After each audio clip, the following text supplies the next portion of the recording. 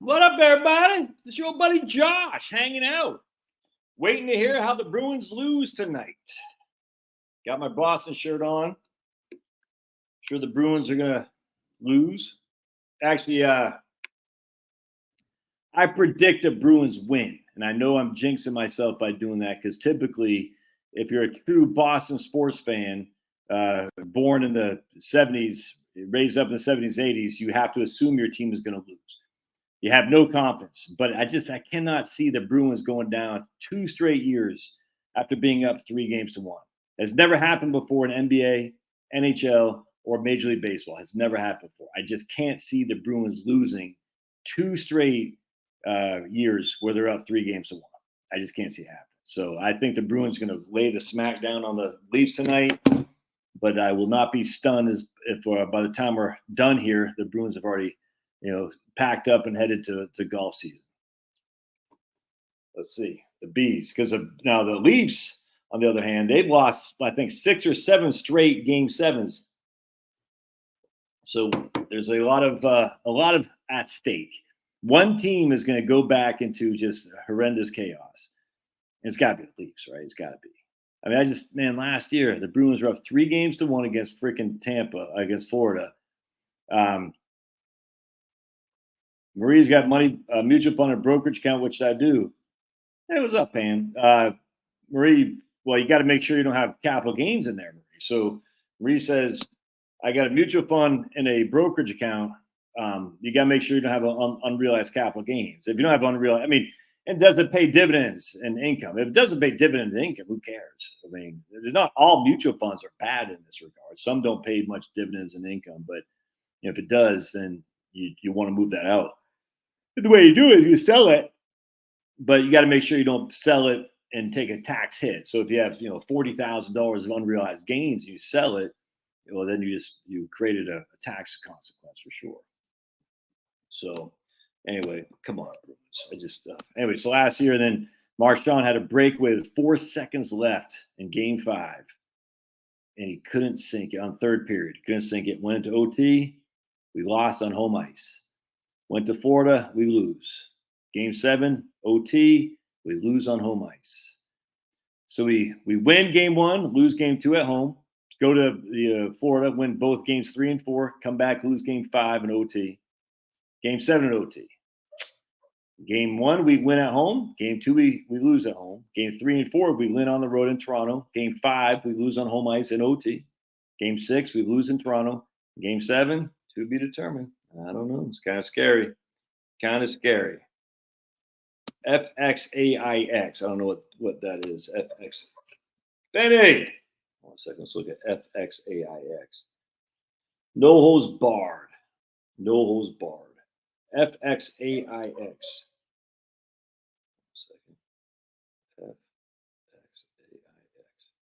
Yeah, that's the S&P. So Pam's got the S&P 500 index from Fidelity in a brokerage account. Let me get my dog. Hold on a second. Come on, let's go, baby. Hey, come. Come on. Let's go. Come on. Come on, puppy. There we go. Good. There we are. There we are. Yes, sir. Yes, sir. Why don't you just hang out? Just chill. So that's just the S&P 500. So it's not going to have hardly any dividends and hardly any capital gains in there. So that wouldn't be something you want to move. If you have like an actively managed fund that has a lot of dividends, then that's what we want to do for sure, and a lot of income for sure. Get Christy out of here. I'm not sure who you talk about. Christy. Oh, Christy Noam. Yeah, dude, crazy. A man here says pulverizer says no holds bar like the figure 4 leg lock, and then finish off with a Steiner screwdriver. Josh, I watched several people on YouTube. I sure enjoy your real experience and humor. You answer questions that I haven't even asked. Thanks to all your posts. I don't miss any of them. Well, thank you, Drew. We got Pulverizer back. There's Kevin Hawthorne. We got Pulverizer back. Talking about trying to figure 4 leg lock with me. And it sounds kind of feminine, if you know what I'm saying. It sounds kind of feminine. No holds bar. Woohoo, says hi, there's Chucky B. Got Fast Eddie who thinks I dye my hair. dude, do not say, oh my, all right, we got to put you in timeout, Broken Arrow. How I hate, may the fourth be with you. That is so stupid. Actually, I got to put him in time. So you're in timeout, Broken Arrow, for 5 minutes. How long do I put you? Oh man, I didn't want to do that. So I banned him. I didn't want to ban the guy. I was just being. How do I unban him? Wait, how do I unban him? Oh, that's not what I wanted to do. Private chat. I like Broken Arrow. It's just goofy. I thought I hit timeout. How the hell do I get him out of that? Ah, dude, I like my man Broken Arrow. How do I get him out of there? Oh man. How do I? I don't know how to get you back out of that Broken Arrow. I don't know how I thought I just put you in timeout. I thought I could do a timeout for I don't know, for just like 5. I thought I could choose how long I could time out somebody for. Hey man, there's gotta be a way to fix that. Right. Settings, new studio. Man. Yeah, it's all fun and games, so I go ban it. But I didn't think I was banning him. I just thought it says right here, put user in timeout. That's what I said. I didn't ban him.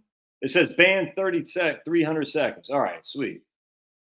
Well, I said, yeah, I didn't. I said put user in timeout. I didn't say ban him. I was just goofing on for saying may the fourth be with you. Broken Arrow's good. Oh, Jill likes Broken Arrow. Yes, ma'am. Yeah. Playing with a loaded band hammer. Yep. All right, good. So there's a loaded band hammer. Exactly, man. Yeah, Broken Arrow's a good guy. I was just being silly because there's a Finnegan. You're killing me. Just relax. Just stop. It's okay. Just go lay down, baby. Just go lay down. I was going to show you guys something that I want to see if my man comes back here.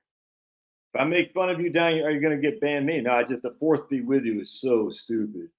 It's so dumb. Anyone that says it needs to be banned for 300 seconds. I mean, how long is 300 seconds? All right, so here's my man, Box Day. This is funny. I post this on my Facebook page and on my Twitter because I'm on Twitter now because I'm cool like that. Owen Benjamin comments that on May the 4th, all right? Owen Benjamin comments on the nerdiest fake holiday since Kwanzaa was invented. To celebrate May the 4th, we should all appreciate what a boomer institution Star Wars is. Luke forsook his rural upbringing to take part in a political campaign he had no place in. Leah was a strong independent feminist. Obi-Wan was a childless hippie who devoted his life to Eastern mysticism. Han is a wandering deadbeat who lives with his dog and is obsessed with his car. Darth Vader abandoned his family to pursue his career. The robots the robots are in an openly gay relationship. Everyone treats the Empire like the great evil while fully enjoying the comforts and protection it provides. In retrospect, Star Wars may have been a much darker commentary on the realities of Clone Wars politics than most of us realized at that time. Yeah, what I'm saying. Now, here's that guy, Samuel Jack. That is so funny, man. R2-D2 and C-3PO are in an openly gay relationship. And there's that guy right there, the Samuel Jackson character, who says, now, if I understand you correctly, Jin, I sent you off on a diplomatic mission, and you've come back with a 9-year-old slave boy that you claim to have bought from a Toydarian junk dealer. Yeah. And you joined the SFWR, didn't you? Anyway, the force is strong. Oh, my God. I know, Gabe. Oh, my goodness. I know that's a Star Wars saying, Brad. It's so stupid. The fourth be with you. I'm like, oh. I never thought Star Wars was all that a bag of chips, man. I don't get the whole thing, man. The robots are in a openly gay relationship. And I like this one, too. Han Solo is a wandering deadbeat who lives with his dog and is obsessed with his car. Oh my goodness. Obi-Wan Kenobi was a childless hippie who devoted his life to Eastern mysticism. Oh my god, that is so funny. Hey, we got my man from Tennessee here, Bruce Murray. No, what's the guy's name? Bill Murray. Bill Murray. Bill Murray says he retired on January 14th from full-time nursing. Now I work occasionally when I want to for wine and travel. I'm busy. I know have no idea. However, I work 12-hour shifts. Yeah, he didn't because that wasn't Pablo. Yeah, you didn't hear Pablo, Brad. That was old Finnegan. There, he's a good boy. There's a good boy. Liam's upstairs watching the Nuggets and Timberwolves, and he fell asleep on the couch. So Finney's like trying to get upstairs because he wanted to come downstairs before. Yeah, John's never a big Star Wars fan. I never got it. All right, so let's see 300 seconds. Star Wars. Oh, so stupid. Like these guys like love Star Wars, man. It's just so bad. I don't know who you ever got. So hoping Broken Arrow gets that. I made it. I didn't mean to ban him. I just like put him in timeout for just being silly, but I was just goofing. I wasn't being true. All right, so a couple things. If you guys got thoughts or comments or some or questions you want me to address, put them in. Pablo got banned too. That's right, Penelope. And Star Trek too, man. Stupid. Star Wars and Star Trek. Now, Twilight Zone, fantastic. Star Wars, Star Trek, stupid. You know, I think there was one Star Trek episode that I want to watch where, like, I guess he gets knocked out, like the captain, whatever his name is, the bald guy, gets knocked out for like 15 minutes or something like that. He's on a different life path or something like that, where he's living in a different dimension or something. I can't remember. I haven't seen it because I'm not. Let's just put it this way. Hey, we got Ted. What's up, Ted? Yeah, I mean, it was really bad. Really bad. Battlestar, no, never got into that. Yeah, exactly. Mark Hamill went to visit Emperor Palpatine. Exactly, Bruce. No, never got into that, Brad, because I like the ladies. All right. If you don't like the ladies, you get into this stuff. You get into Battlestar Galactica, Star Wars, Star Trek. When you like women, you don't like that stuff. The real men like Napoleon Dynamite, Back to the Future. All right, those are the movies we like, and Twilight Zone. The ladies, the lady guys. You know what I'm saying, no, what? No, no, Benny, come here, say hi to everybody, Benny, come here. No, come here over here, come here, say hi to everybody, come here. Everybody wants to see you. Yeah, that's definitely not Pablo. Oh, hold on a second. All right, let's go. We're gonna come on. So somebody take him upstairs. I'll take you guys with me. There we go. Oh my goodness. He's like, I want to see Pablo. He does not like being separated from Pablo. There. He does not like being separated from Pablo. There we go. All right. It's actually kind of funny. So we went to Red Robin tonight. Kevin's at work. Maddie is with her boyfriend in Washington, D.C.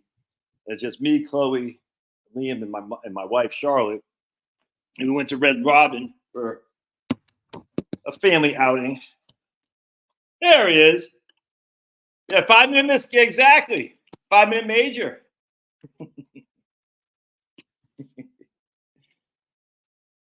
Oh, man. And we come back, and Finney is going nuts. Like, Rockies versus Rangers. Might be watchable. What are you talking about? You talking about the Avs?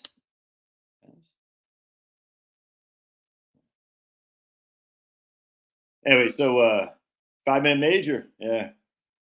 Anyway, so we got back, and Finney was just like, "Where have you guys been? Where have you been?" It's just he's such a lonely boy. It's funny. All right, yeah, Avalanche. So I want to show you. I thought this was a pretty interesting article I came across today. We're gonna bring it up if I can. Yes, we can. All right.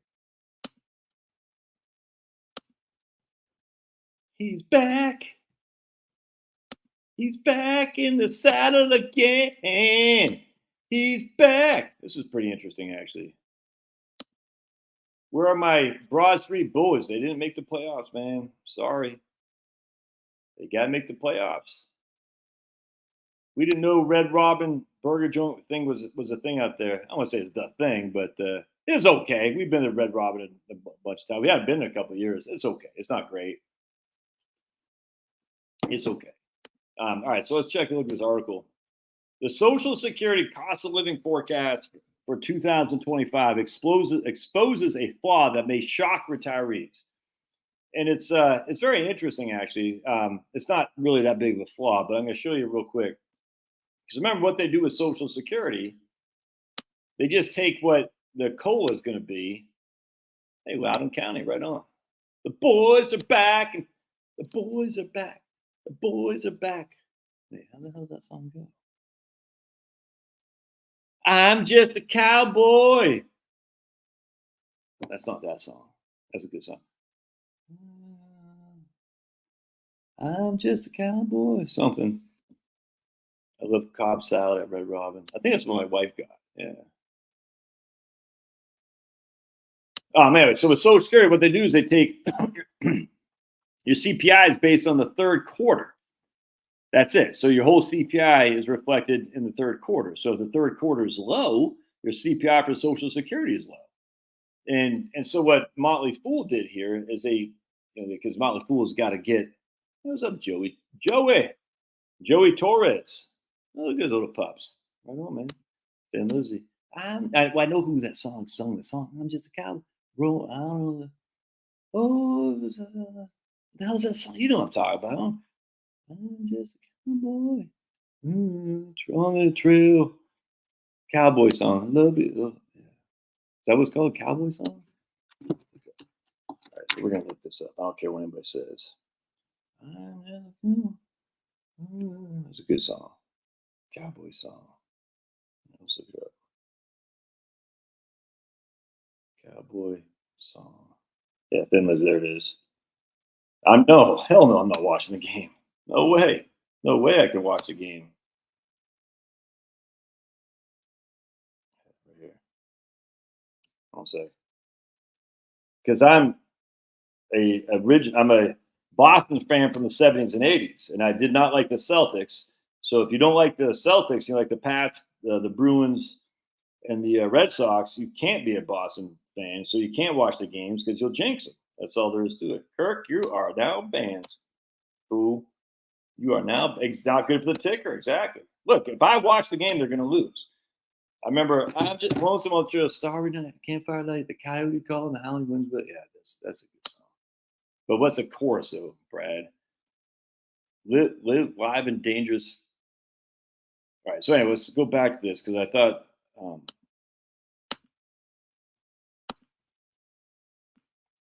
There we go. So check this out. So here we got CPI, and they still use CPIW. It's only 27% of the population. That's the urban people who are workers. That's where they're reflecting Social Security COLAs on. So here's a Social Security COLA, and here's a third. So this is reflecting in the third quarter of that year. So in 2015, the COLA, the CPI was down 0.4%, but Social Security COLA was up 1.7. And then in 2016, the total change in CPI is 1%, but you didn't get a COLA because the third quarter was zero.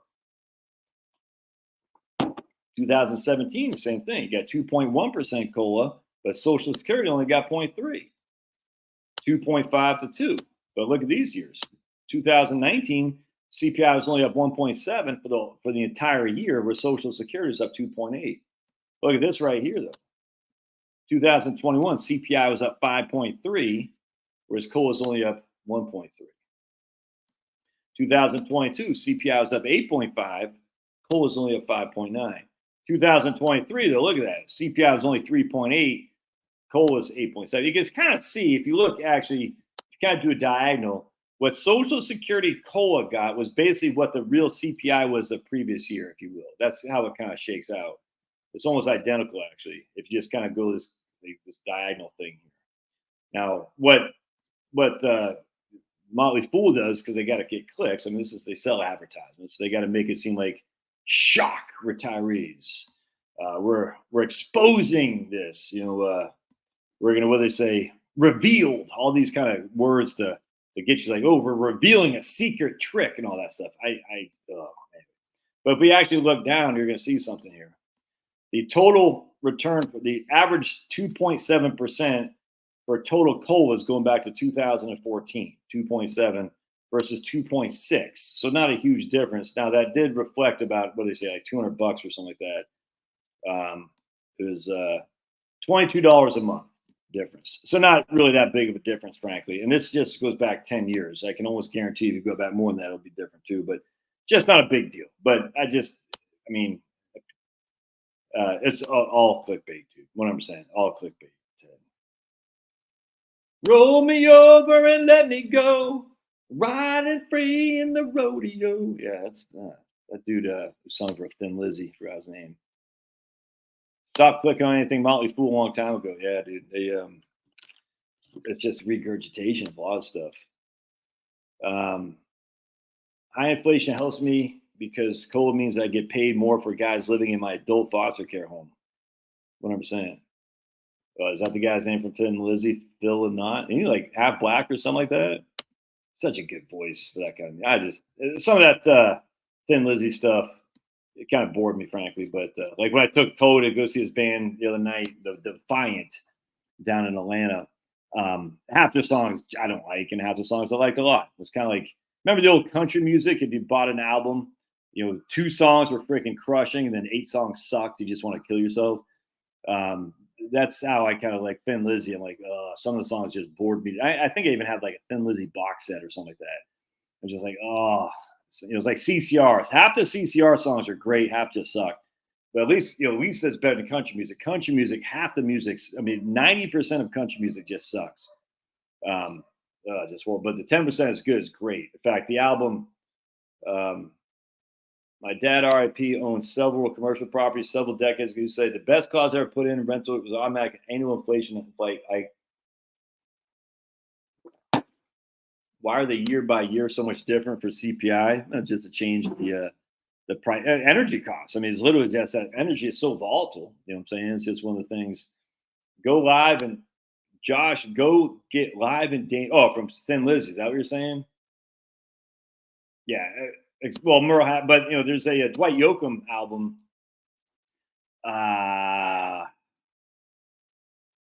She wore red dresses with a black shiny hair. I can't remember that album's like. Every song on the album is great.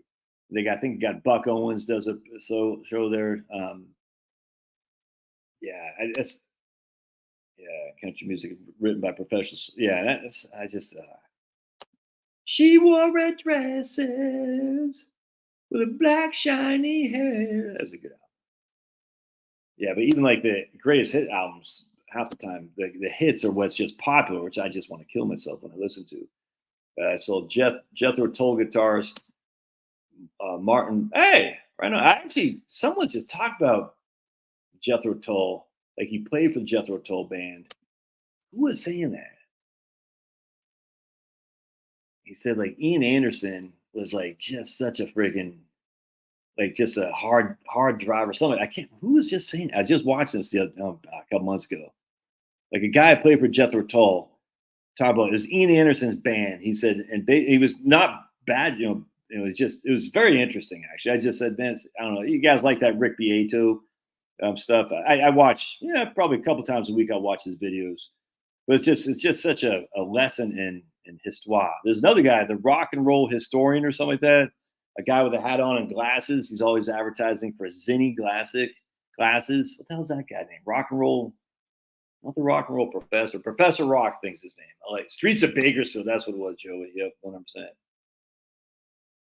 Oh, no way, man. Geez, another guy. Chemical addictions get the best of him. Damn. Yeah, Buenos Noches from a Lonely. Great album. Yeah. I don't know about that. I mean, hell, we had Waylon Jennings. I would say, wasn't he a American Idol guy? Not American Idol, but everyone knew Waylon Jennings. That's crazy that the guy from Thin Lizzy. It's just like freaking. What's the guy's name from Soundgarden? You know what I'm saying? Chris Cornell. Oh man, my oldest son is autistic. God bless. Having special needs kids to play. Yeah, dude, I'm sorry to hear that. I don't want to say I'm sorry to hear that. I'm sorry to hear that he has a different way of life than what we're accustomed to. I'm not saying I'm sorry for his being autistic, but he has a different way of life, and it's just sad. Oh boy, they're getting outplayed already. What is happening? You can't. What's the score, Fast A? Please tell me it's still 0-0. All right, so another article I want to read here. Hey, Kim. There's Kim. How can he be getting outplayed on Game 7 at home when you're? How can that freaking happen? And there's nothing to lose. Just go out there and freaking just ass kick. You know what I'm saying? All right, so let's read. I thought this was another pretty interesting article. All right, 0-0. You're pine cone hunting. That's from the BLS. So every year the BLS puts this thing out. Well, not every year, but they put out the Beyond the Numbers. A lot of fun reading this. And this is from just this month. A year review exploring consumer price trends in 2023. All items index continue to increase. So we just had a family of 4 go to Red Robin, and it cost us almost $100 for a hamburger. We don't drink alcohol. I don't drink. I drink water. You know what I'm saying? My wife eats salad. Chloe eats chicken fingers, and Liam and I both eat hamburgers. It was $100, man. It's crazy. And I didn't like the Celtics, Jill. Yeah, I was a Lakers fan back then. I hated the Celtics. Yeah, I was raised by liberals. You know what I'm saying? So I was very a white ally to the blacks, if you know what I'm saying. So I always liked Doug Williams, the first black quarterback. Not the first black quarterback, the first black quarterback to do anything in the playoffs. James Harris for the Rams, Doug Williams for the Bucks, and then obviously went to the Redskins. I'm 20. I used a 25% tipper. I was in the business for a number of years, Fast Eddie. So when you're in the business, you tip like a freaking mofo. I mean, so anyway, and I've grown up in Maine, so I'm a contrarian by nature. So everybody, the Celtics, all this, and it's like, I always like the Lakers, big time. And you're from 100%. So the Lakers, there's Showtime, Magic Johnson, James Worthy. It's just Michael Cooper, Jamal Wilkes. There's Norm Nixon. Not as anti-Larry Bird. So you guys think like, oh, I'm some big. I was left wing like you wouldn't believe back then, and I used to. I'm basically. Danny Ainge hated him. Larry Bird couldn't stand him. You know what I'm saying? Kevin McHale. Even I like Kurt Rambis, obviously. But if you're going to be out, take care of the servers. I mean, the servers, they don't make any money. So, I mean, you can make money in that business. It's not an easy business. But once you're in the business, man, it's a tough gig. And you always reward people just by nature. Once you're in the business, you're going to be the strongest tip there is. That's all the shit. No, but I did not like Larry Bird. I hated the Celtics. And I remember when the Sixers were playing the Celtics, and the Sixers beat the Celtics to go on to the NBA championship, and this Boston or the Philly fans, Philly fans, those Boston fans, was saying those Boston fans, BLA. And I was like, yeah, screw you guys. And I think the Sixers beat the Lakers that year with a Moses Malone. Fo. Yeah. I didn't like him. I mean, I like Georgetown basketball. I like Georgetown. So when Georgetown was playing North Carolina, I went for Georgetown. I mean, basically, I like the teams that have the black guys. That's all there is to it. I don't like the self-service locations ask for tips. That's stupid, man. Yep, they swept them. They went fo with Moses Malone. But when you're going up to the store, I'm going to drive to your place to pick up the food, and you want me to tip you when I'm the one driving there. It's crazy. I didn't even know. The funny thing is, I did not know the Celtics won 2 championships with Dave Cowens in the 70s. I didn't even know that. And I followed. I'm a sports back then. That's my whole life was sports. But right before Wes Unsold and the Bullets and the Sonics played again, I think they played twice. They repeated against each other. A couple years before that, Dave Cowens. Because when we went to the TD Garden, I was looking up the rafters. I saw the Celtics rafters. I said, wait, they won in the 70s? I did not know that. They have John Thompson from Georgetown. Yeah. I also drove out. There's these gangsters, literally, because back then crack cocaine was an epidemic in DC, and all these people were getting killed. And the crack dealers wanted to become, basically, they want to be on the Georgetown basketball bandwagon. John Thompson said, "Get the hell out of there, man! Get the hell out of there." Yeah, they're not going to stay. They're trying to go to Kansas, and your stupid governor and legislature seems like they want to get them in there, William. I was like, why are you guys paying for these people? Stop it. They're like, oh, we'll pay. I think in Utah, they voted for $1 billion, in Kansas, so they're going to say the same thing. We'll give you $1 billion to move over to Kansas. What is this? And like when I lived in Phoenix, Michigan Fab Five and UNLV. Now that's when I started to change. So that's when basically when UNLV played Duke, I was totally in Duke then. You know what I'm saying? Is this our sports channel? I thought it was a financial channel. That's pretty funny, Kim. That's when I changed after that. So I was like, by then I was like, no, I'm going for Duke. The Christian Laettner and Bobby Hurley, Grant Hill and all that. UNLV had Larry Johnson, there's a point guard there. I'm drawing a blank his name. Can't remember the guy's name, man. What the hell is his name? Stacey Augmon, Larry Johnson. It's not Anderson. I can't believe Anthony. I can't remember the guy's name. And anyway, so I was by then I changed because by then I got thrown into real. Let's put even though I went to a pretty mixed high school. By then when I was in the Army, I said, wait a second, Greg Anthony, that's what it was. Yes, sir. Look at you, Kirk. Yep. By then I was like, oh, I get it. This isn't the way I was trained as a liberal from Maine. You know what I'm saying? So this is different. The real world is different than what we're trained on in Maine, if you know what I'm saying. And I said, oh, I got it now. So at that stage, it's like, man, all right, well. And then I started going for it. And I haven't, really haven't changed that much, Frank. I'm now like, all right, so I just go for the underdog essentially at this stage. And it's fun. Iowa football, exactly. Yeah, 100%, man. There's actually a pretty interesting website called Cast Football. And there's a guy named Mike Haas, who wide receiver who won the Fred Biletnikoff Award out of Oregon State back in the early 2000s. And he really didn't get any looks in the NFL. And that guy just was like the first white receiver to just crush, since like the 70s and early 80s. And he didn't get any looks. And I remember, how's Mike Haas not getting any looks at all, man? It was crazy. Lost you for a sec? I gotcha. And I remember I said, this is just blatant racism. This is after Jason Sehorn kind of left as the last white cornerback. I said, this is nuts. This is pure racism. No, they don't have racism. They just want to get the best athletes. I said, it's bullcrap. Mike, and then he got freaking Jacob Hester, is that his name, who's a tailback for LSU, ran all over the SEC, and they forced him to be a fullback. It's crazy. With Damian Tomlinson, he blocked for, but still, I was like, why isn't Jacob Hester getting looks? It's crazy.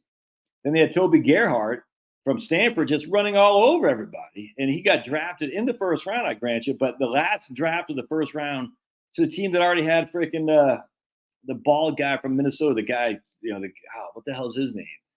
I can't. The running back, the guy, just freaking crazy good runner. I can't remember his name. I could have sworn he went to Arkansas. Anyway, so long story short, it's like this something's going on here, man. How come Toby Gerhart isn't getting any looks? It was crazy to me.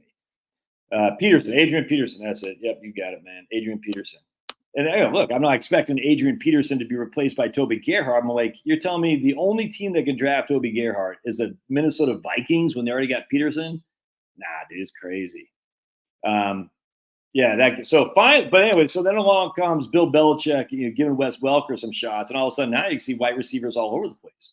And it's like there's more white tight ends in the NFL than there's receivers. So it's starting to get back to more and more so where white guys are getting a chance. But in the 90s, and Marty Schottenheimer didn't give any white guys any chance. And from the 90s and basically to the 2000s, white guys weren't getting any shot at football. It was and everybody knows this. And people are like, no, it's not true. They just want the best. No, they don't. They don't. Anyway, so it's good to see now that a team that said, I'm going to take a chance on some of these guys And they got, they had Danny Amendola, Wes Welker, and then don't forget back in the late '90s, the early 2000s, there was only Ed McCaffrey. That was it. Brandon Stokely, and the guy from Ricky Prohl. That was it for white receivers who got any kind of action. No one else did. Yeah, he didn't get any looks though, man. He wasn't great in the Vikings. Though. He wasn't. I mean, because he was behind Adrian Peterson. He just wasn't. But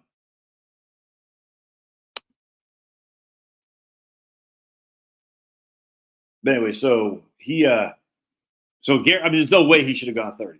Now they can say, and rightly so, running backs aren't well. The very few running backs last many years in the NFL. I get that, but that dude just ran all over the Pac-10, and it wasn't like he just stopped at Pac-10. It's just like he went that last pick in the draft with the team already had Adrian Peterson. Didn't make any sense. Anyway, so long story short, you're like, they had Mike Allstott, the Bucks back then, but that was it, man. You're like, you tell me in all of college football, there's not one guy can play cornerback. Not one guy. Yeah, it's just weird now because now it's different. Now it's like every team has like one or two white tight ends. There, like even the Falcons had two middle white linebackers. Like, wow, this is crazy. It's just weird how it just kind of ebbs and flows. But because it took a guy with guts to give a chance to some of these guys, like Belichick, you know what I'm saying? And you would think with more and more black coaches that they'd have a little bit more freedom to take a chance with undervalued white guys. I'm telling you, man. That's why the black coaches have more of in my opinion, a leeway to take a chance with more white players because they can't be accused of being racist, if that makes sense. And so we'll see, and we'll see how that shakes out. But I think there's a good opportunity for white guys who like to. I don't like to play football. I was just talking to my kids today, and my wife had said, "Yeah, I hate it. I hated getting hit. It hurt." And these guys like it. It's nuts to me. Yeah, but the offense linemen aren't all white guys anymore now because there are a lot of big Southern black guys, rural Southern black guys who are who eat bad. You know what I'm saying? Who are still very athletic. Like I don't even care. I just want to make sure everyone has a chance. You know what I'm saying? And if Kim says she wants a female quarterback. But by and large, like the guy from I think Notre Dame got picked like the third pick or something like that. So my brother and I always said if we had $1 billion, we'd build our team around a solid core of white offensive linemen. You get a good offensive lineman, and you can't be stopped. You can't be stopped. You get a good offensive line like Anthony Munoz, John Hanna. You're gonna dominate everybody. It is crazy with some of these guys because I very much enjoy like the football because everyone thinks these guys are stupid. No, nothing could be further from the truth, man. At least when it comes to football, these guys have to. I mean, it's insane how fast these guys are. It's insane how fast these guys are, and I just respect these guys. Basketball is one thing, but football is a team sport, and there's this huge playbook, and you have to react on a dime. With people who are just flying to hit you, I got nothing but respect for these guys. Yeah, linemen usually score highest 100%, man. Isn't that crazy? So I still enjoy it. Not gonna lie to you. I think the coaches are what kind of doomed to football for a while there, and I'm actually looking forward to more and more black coaches to bring a little bit more reality here to football. And the only reason I say black coaches because I think they have the guts. I hope to challenge the status quo. I mean, I get the initial phase of black coaches because they had all the pressure on them that they want to just follow the model. They want to be conservative. You know what I'm saying? But now it's a little bit more open. Where like look at what Dan Campbell did. Now, I know he's white, but still, I just think I enjoy it. I'm not gonna lie. A woman quarterback protect a woman protect by a lot of strong muscle men. My kind of game. That's funny. Racism goes both ways. Oh yeah, 100%, dude. It's crazy. Anthony Munoz was freaking insane. Ted, that's fantastic. I'd never grow up to talk to these guys. So I feel like I don't want to be one of those hanger-on guys like Ted was. Look at DP Douglas. Oh my! The Lingerie Football League actually had talented players in addition to uniforms. Linemen both ways. Oh, look at Ted said he went both ways. No, who said he went both ways? Vaughn saying he went both ways. Vaughn, you just outed yourself. Vaughn said he went both ways. I always played both ways.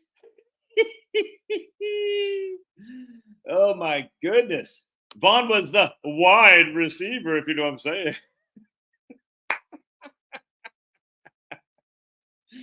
Vaughn was the split end.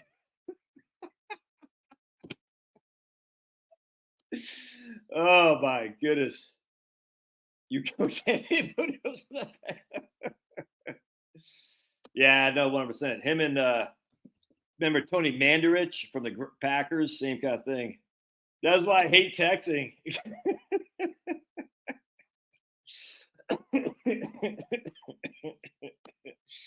Oh man, that is too good. I'm telling you, you ever follow options? They got straddles, they got naked puts, they got covered calls, they got what else they got? They got splits. They dude, the guy who names the thing for options is a freaking perv. They got they got all these. Look up the option terminology: straddles, splits, naked, covered, all this stuff. I'm like, there's more than that too. There's a couple I can't think of. I'm like, dude, wow, of all the things, that has got to be like some freaking porn owner or something like that. Did you know the guy who owns like Pornhub is a Jewish rabbi? Did you know that a Jewish rabbi owns Pornhub? Huh, the hell is that? Crazy.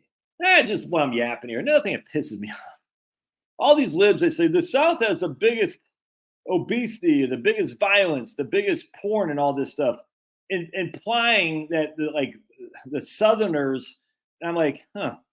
What else has the South have a lot that most northern towns don't? I just well, I'll throw that out there to you. And I've always said these idiots from the north, like, oh, the South is so bad because it has all the obesity, all the gangbangers, all the porn. I said, Now I'm not saying a lot of these freaking Christian guys in the South don't look at porn. I'm not saying that. But when it comes to obesity and when it comes to freaking gang violence, why is that in the South? Oh, I wonder why. You don't have to be a you don't have to be you don't have to be a rocket scientist to figure that out. Where does the crime come from? A certain group of people commit all the crimes.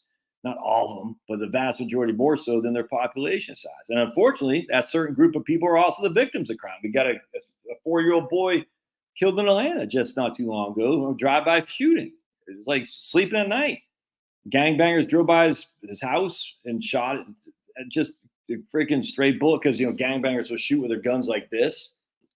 It's tough, dude. It's tough. It's freaking stupid. And it's just like, and no one cares. But the minute some freaking white guy in Mississippi says Lizzo, have you all seen that video about the white frat boys calling that black chick, this black rabble rouser Lizzo? It was so funny, man. And because so now they're trying to out the guys like this is whatever his name is, Joe Schmo, go after him, like they're trying to dox the guy. And I'm like, dude, you think people are maybe people are still scared of this? I don't know. I don't think people are all that scared to be like, oh my goodness, they told it because he's calling some lady Lizzo. I thought Lizzo was beautiful. So if you call a fat black lady Lizzo, that means you're indicting her for being fat and black. I thought it says she's beautiful and brave.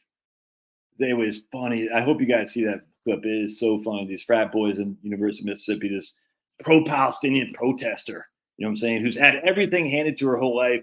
And she's like, how dare you protest? And she's not protesting for Palestinians. You know what she's protesting? She hates white people. And so some of these frat boys said, no, we're not going to let you tear down our flag, blah, blah, blah.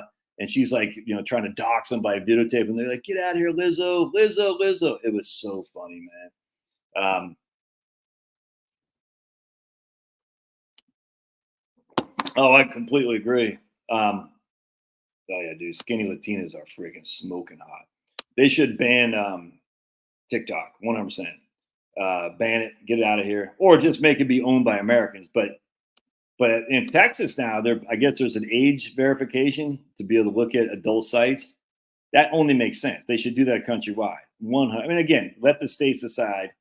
But hopefully the Supreme Court will say no. If you can't buy liquor without a thing, if you can't do these other things, ID, you need to verify yourself for porn.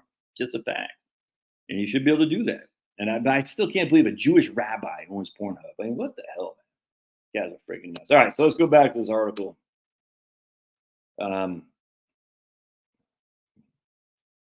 I wonder how many skinny Latina chicks are knocking on Celtic Spirit's door right now. I have a sneaky suspicion not very many. Yeah, did you like in Colombia? Well, do they say are they going to have that?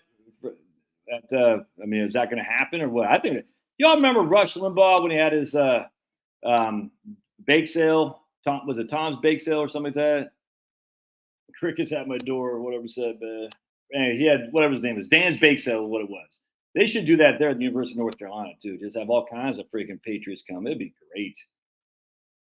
Never, oh, dude, yeah, Latino chicks. How dare you? My wife was a skinny Latina, 5 months pregnant. Oh boy. So here's a gringo. John Rich doesn't do it for me. I don't know. This modern country just bores me to death. There's money to be made, and if he didn't make the money, someone else would. Who are you talking about? John Rich? Is that who you're talking about? Anyway, it should be a Dan's bake sale thing. Exactly, Harry. Look at that. Latina is female. Oh boy. Oh boy. Look, talk about gringo. Look at this gringo guy here, man.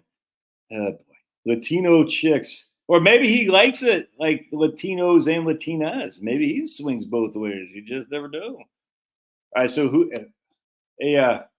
may the 4th be with you, Joey Torres.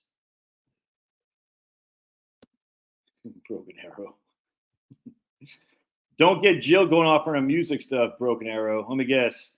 Broken Arrow, if you like the Beatles, Jill's your lady, because Jill thinks the Beatles are the Mac of all daddies, and we all know the Beatles suck. Everyone hates the Beatles, except for Jill. The Beatles, like literally the worst music ever played known to mankind. I think I'd rather listen to Cher saying, if you believe in love after love, than hear friggin' the Beatles. 100%. Air Supply. Oh, God almighty. Oh, Can't Buy Me Love. So horrible. Oh, yeah, you guys are all boomers. The boomers are out. The boomers are out. Oh, boy. The boomers are out at night. The boomers are out at night. The boomers come out at night. Yeah, there you go, Ted. Look at that. And Ted was going to sign the Beatles. That's, he knows. He knew he was going to sign the Beatles. I just don't get the Beatles. I don't get the appeal. Ugh, horrible. All right, so let's look at this right here. I'm yapping. Like I said, this is the No Holds Bar live stream, which means whatever I try to really prepare anything. Normally, believe it or not, normally I come up with some stuff I want to talk about. Today I haven't done that. Normally because I was eating dinner with my family out, on a Red Robin. All right, so anyway, check this out. In 2023, all consumer prices increased 3.4%. Right, as you can see, all items in 2022, 6.5, right there. All items in 2023, 3.4. Now that's I was the first drummer. Yeah, you see, Paul gets it. Yeah.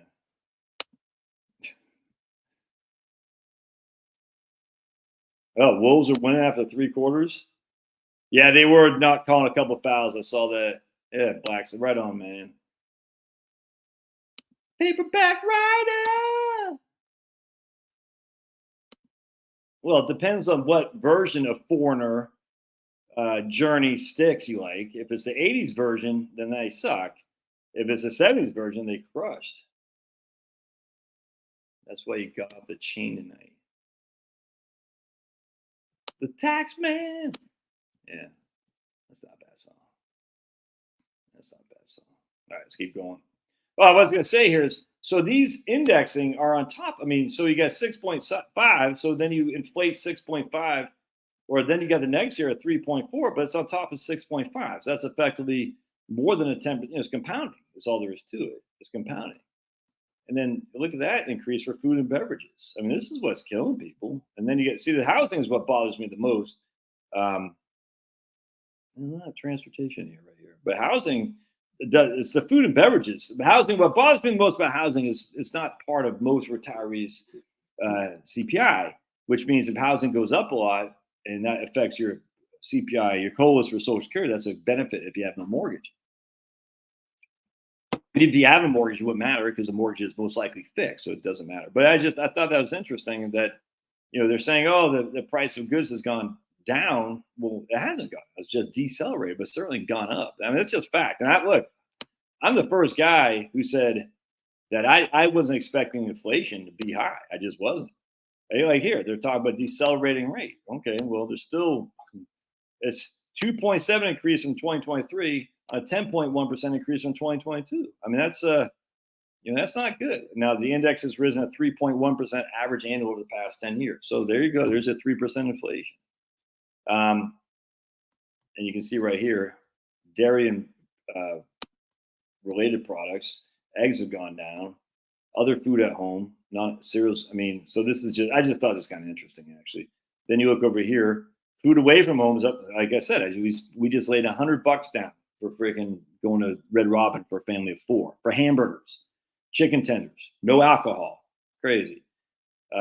Food away from home, but look at food at home. Only up 1.3. Food away from home, 5.2. See, energy indexes decrease after 2 years of increases. And here's the biggest issue I have with this.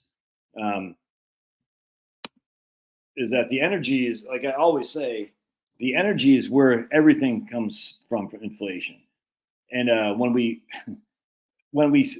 they're trying to ban, ICEs, internal combustion engines. I don't want to be a broken record on this because it just bores me, frankly.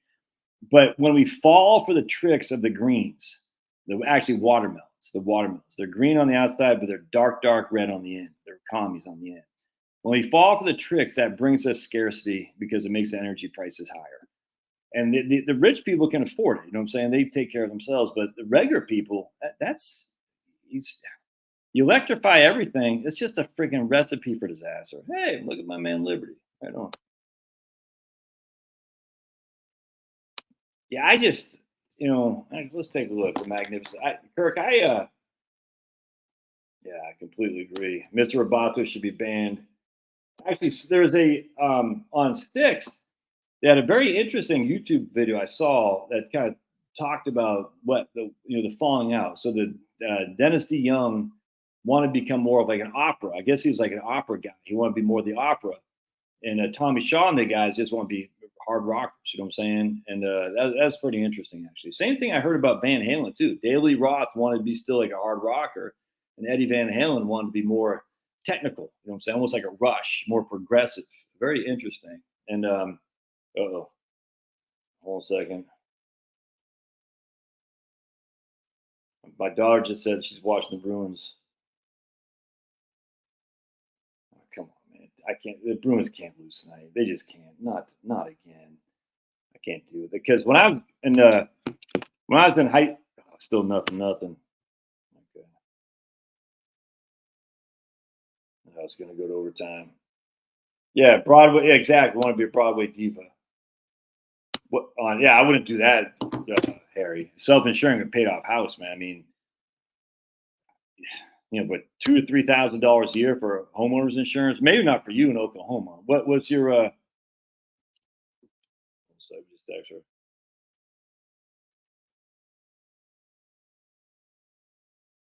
right. If your homeowners insurance is $2,000 to $3,000 a year, I don't think you should self-insure. I don't think so. But if your homeowners insurance is $15,000 a year, that's different for sure. Yeah, it always circles back to the law of food and energy, 100%, man, or fuel and energy, 100%. Yeah, that's a risk I wouldn't want to take. Now, I guess you could make the same argument, though, Harry. You could say, well, Josh, why would you not want to self-insure your home, but you're okay with self-insuring long-term care? That would be actually a good argument because you're saying long-term care. Let's just say it's twice the cost of insuring your home, for simplicity. I have the cash to buy another home in the community. That's a tough one, Harry. But let's yeah. So Jill upped her deductible on her homeowner's insurance, saved quite a bit. Oh, no way to self-insure my house.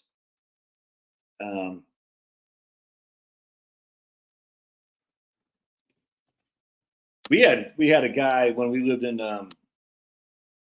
New Jersey whose house caught a fire, or I can't remember, but he was trying to get his wife's wedding ring or something like that. And Allstate was giving him such a hard time, dude. Hard time. It just, I was like, dude, that just sucked. The insurance industry has been forced to use climate change and DEI to the, yeah, but Van Halen with what's his name, Sammy Hagar was not hard rock. No way. That sucked. Anyway, so let's say we got. So let's check this out. We'll say we got a $300,000 house. All right, $300,000 house. We'll just say for simplicity, it costs us $3,000 a year to insure. All right. Let's say you have, and that's provides you an insurance immediately today. Then let's just say it's going to cost you $300,000 for 2 people in long-term care, and we'll say it costs $5,000 a year. So $5,000 a year for long-term care. And I haven't run any quotes. I don't know. We'll just use that for example. All right, so we're going to say it's going to cost us in today's dollars $300,000 for nursing homes and all that stuff, and it's going to cost us $5,000 a year to insure against that risk. Versus $300,000 for our current home, and it's going to cost us $3,000 a year to insure that risk. Nursing home costs are certainly going to go up more, most likely, than the rate of housing, I would think. Now, obviously, the insurance will go up too. The price, they'll probably be the same. But I mean, I don't know. I guess one of the ways the issue is the nursing home costs are not likely, but they are more likely than your house being burned down or being hit with a tornado. So one of my arguments against this is like, yeah, but you're not likely to go to a nursing home. Well, you're also even less likely to have your house ripped out or torn up. You know what I'm saying? Part 2 would be that nursing home costs, what was I getting ready to say, are way in the future, most likely. You know, we're talking 20 years where the risk to your house is right now, immediately. Does that make sense? So, and because the risk is here today for your home. I mean, anytime, we got trees around us, it scares the hell out of me whenever there's a heavy wind. I'm like, oh my goodness, a tree's going to fall. And usually every time we have a heavy wind, there'll be 2 or 3 houses that get cracked in the metropolitan Atlanta area because you see it on the news. That's just all we hear about. I'm always like, are we next? Are we next? So you're going to say, I'm going to self-insure here. And the reason I'm going to self-insure is because I'm not going to see any benefit of this payment for many years to come, most likely. However, the risk is still greater for me here than it is here, but yet I'm very content to not to self-insure my house. It's an interesting way you look at it. Now, another thing though is this also provides an immediate benefit called living. It gives you a roof over your head without having to pay rent and all that. So, there's no benefit at all right here. This gives you a benefit. And that's what imputed rent is, what that's called. We're saying, well, the benefit of my house is I don't have to pay rent or mortgage for it or rent. That's a benefit. So the house gives you some utility today. The long-term care doesn't, if that makes sense. And I think Penelope says something. There's a backup. Yeah, good point. Yeah, Penelope says good point. Medicaid is a backup plan for this. Yeah, but Harry in this case says he has enough money, which he does, to buy a house if his one were to go down.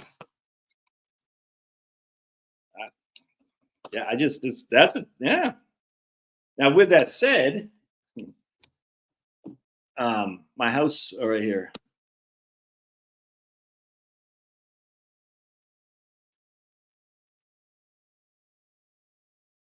My house is $300,000 home insurance company says it's worth $405 to keep the deductible high. People got to fight for everything. No, USA is crazy too, Harry. I pay, like I said, $14,000 a year on auto insurance. And people are screaming bloody murder. Oh man, I forgot to call that guy. Damn, got to do it next week. $14,000 a year. And I have a good friend of mine who represents 25 companies. Like, yeah, that's not that. That's not that crazy. Literally, this guy has every reason to sell me a policy. He goes, yeah, it's not that crazy. He goes, look, let me get one of my guys to run a quote for it. I just keep forgetting to call the guy. Anyway, it's very interesting to me. So for me, though, I'm just so doggone conservative is I still have comprehensive coverage in all my vehicles, and I should only have. I can't remember what the other was. Not comprehensive, where I'm just liable. I forgot what it's called. So if one of my cars got totaled, see, this is the issue. I can't get my head around. If my car, let's just say my 2013 Toyota Highlander is paid, it's free and clear. It's got about 125,000 miles on it. That provides me the utility of driving me from point A to point B without worry, because it's still in good shape. It's fine. We do all the basic maintenance on that. So if I did not have comprehensive coverage and that car got totaled, all right, now I got to pay for a brand new to me car. Now it wouldn't be brand new, but it'd be a new to me car. It'd be no less than $10,000, no less than $10,000 at all. So for me, for an extra couple hundred, say $500 a year, maybe even more than $1,000 a year in comprehensive coverage, which means if it got totaled, USA will give me my cash for the total of the car. That would probably cover a new car pretty doggone close for me, if that makes sense. A lot of people say, well, you don't own anything, so why even have comprehensive? Why not just have liability? That's what it is, liability. Yeah, right on pulverizer. You got it, liability. And I said,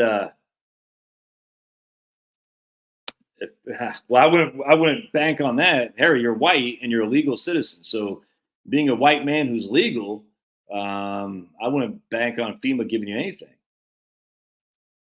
That's 4 with 6 drivers. 4 with 6 drivers. And 2 of which are just got their licenses, teenage boys. Liability. Yeah. Well, but see, the same thing can be said about long-term care insurance too, though, Joe. Actually, I think going back to what Penelope was saying here, that there's a secondary source for long-term care, but not necessarily, because you'd have to really be broke to have long-term care covered by Medicaid. But anyway, so for me, I have comprehensive just because if my car got totaled, my car that's the least valuable of them all, I would. USA is going to pay for, theoretically the fair market value. You see what I'm saying? So they'll give me $13,000. I'm just throwing that number out there. My 2013 Toyota Highlander, and I can turn around and use that $13,000 to buy a new, to me, 2013 Toyota Camry. Just using that for example. So basically, it cost me $1,000 a year to, and I don't know if that's how much it is. Probably less. We'll just use $1,000 a year to insure for that $13,000 a year that USA. That would be the cost of my automobile. So let's say my automobile is $13,000 fair market value. I'm paying $1,000 a year. So basically, to have that coverage, it wouldn't be 13 years to break even, because obviously the value of that car goes down, and at some point it'll be down like to $2,000 to $3,000. And then you get rid of comprehensive. But for me, it's kind of like, as long as it has a value that's over 5 figures, then I'm going to keep my comprehensive coverage on it.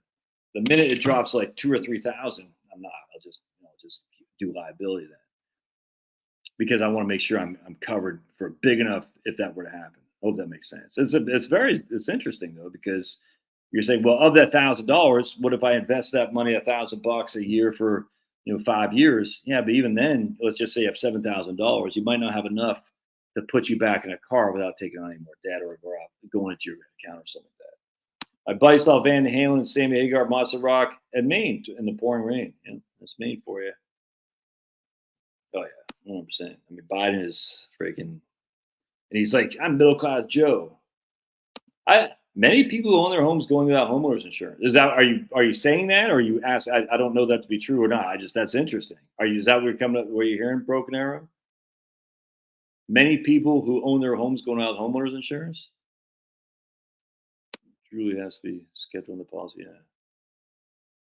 Yeah, I completely agree with that. I think we have $10,000 deductible. Yeah, and I remember when I was at USA, we had a guy. I'll never forget this guy. He was being pissy to me. I was like, why are you so angry? He was, I've been with USA for 40 years. And they just jacked up my auto insurance.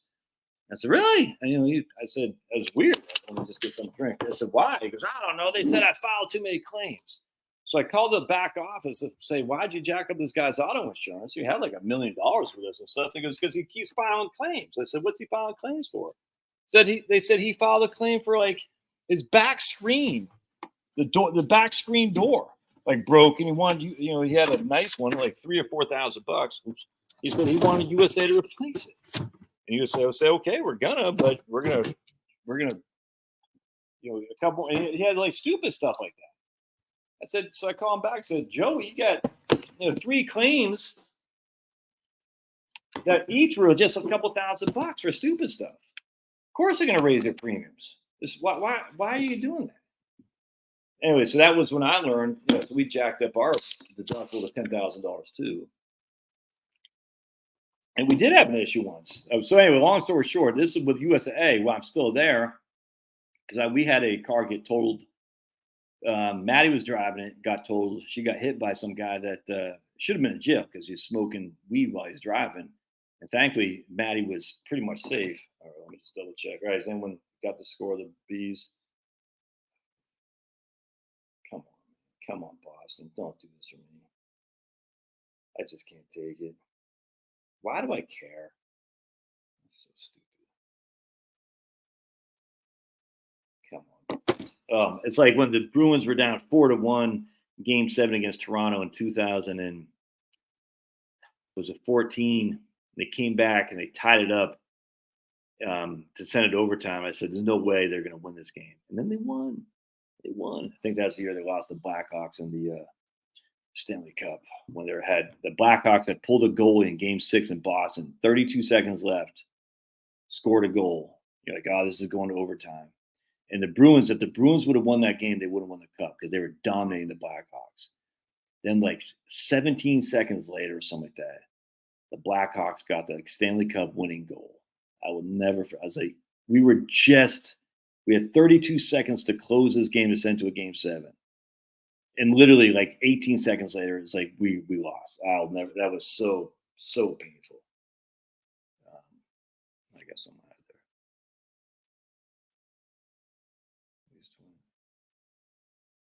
Still nothing. Oh, okay. Gotcha. Nervous. My daughter's with. She's coming home tomorrow. Can't wait. All right, let's keep going here. 14. You have. No, what?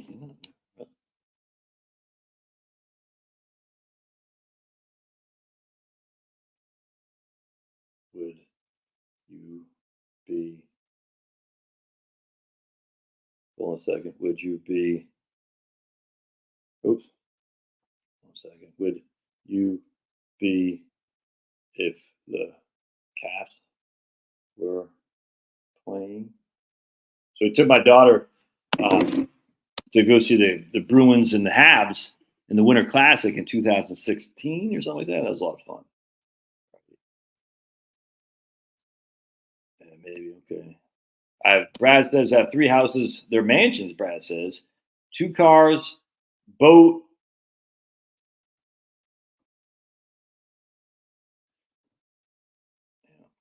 Hockey is so much better in person. I have 3 houses, mansions. Brad's got 3 mansions, 2 cars. They're Bentleys, boat.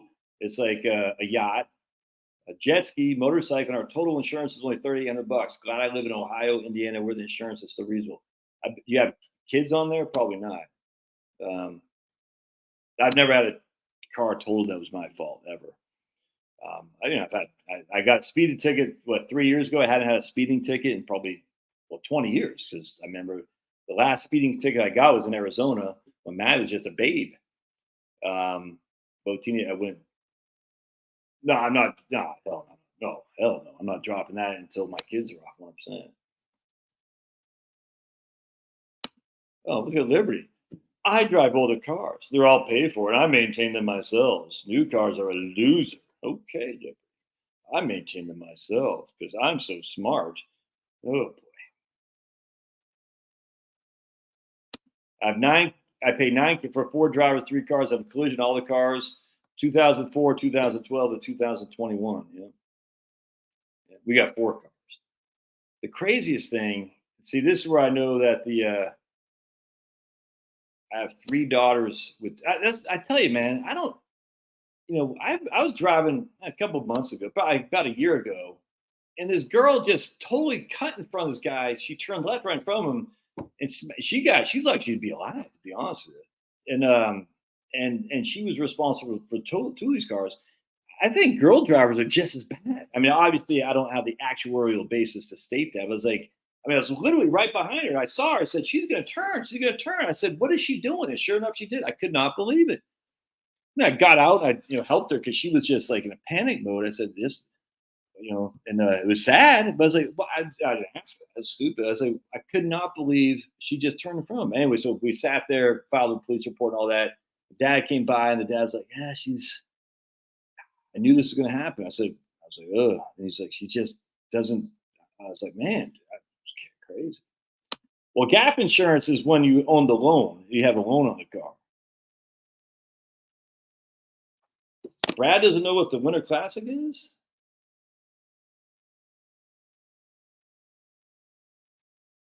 Time to leave him.